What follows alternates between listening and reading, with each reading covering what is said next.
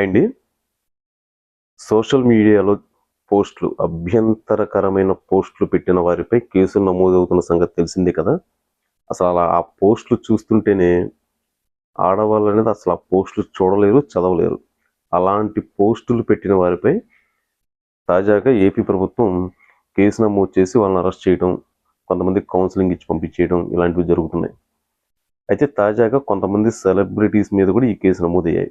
అందులో భాగంగానే ఆర్జీవీ గారి మీద కేసు నమోదు చేస్తే ఆయన విచారణకు రాకుండా తప్పించుకు తిరుగుతున్నాడు. ఇప్పుడు ఆయనకి ఒక వారం కిందట స్టేషన్లో హాజరవ్వాలి, ఆయన సన్యాసి ఇచ్చుకోవాలని ఆయనకు నోటీసులు పంపించారు.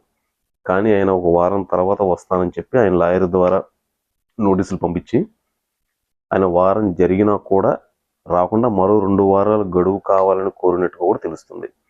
అయితే ఆయన ముందస్తు బెయిల్ కోసం కోర్టులో ఆయన అప్లై చేసుకున్నట్టు, దానివల్ల ఆయన పోలీస్ స్టేషన్లో హాజరు కాకుండా తప్పించుకు తిరుగుతున్నట్టుగా కూడా ఒక సమాచారం. అయితే ఈయన నోటీసులు ఇచ్చినా కూడా రాకపోవడంతో పోలీసు బృందాలు సపరేట్గా ఏర్పడి ఆయన్ని అరెస్ట్ చేయడానికి గాలింపు చర్యలు అయితే చేపట్టాయన్నట్టుగా కూడా ఒక సమాచారం. అయితే ఆర్జీవీ గారు నిన్న ఒక వీడియో కూడా రిలీజ్ చేశారు. నేనేమి ఎక్కడికి పారిపోలేదు, అది ఇది అన్నట్టు కూడా చెప్పుకొచ్చారు.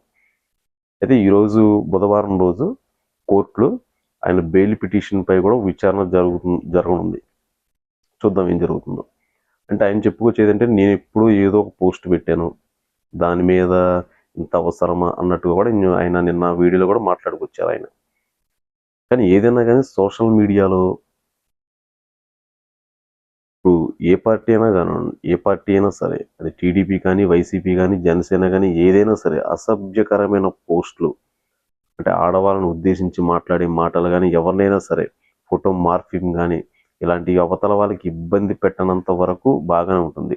అవతల వాళ్ళని ఇబ్బంది పెట్టేలాగా ఉంటే ఇలాంటి పరిణామాలు ఎదురవుతూ ఉంటాయి. ఏదైనా కానీ ఇలాంటివి మాత్రం ఎంకరేజ్ చేయకూడదు. సోషల్ మీడియా అనేది ప్రశ్నించాలి, కానీ ఇలా కాదు. ఈ పోస్టులు, ఇలాంటి పోస్టులు పెట్టి ఫొటోస్ మార్ఫింగ్ చేసి బూతులు తిడుతూ ఈ టైప్ ఆఫ్ పోస్ట్ అనేది ఎంకరేజ్ అనేది చేయకూడదు. Thank you.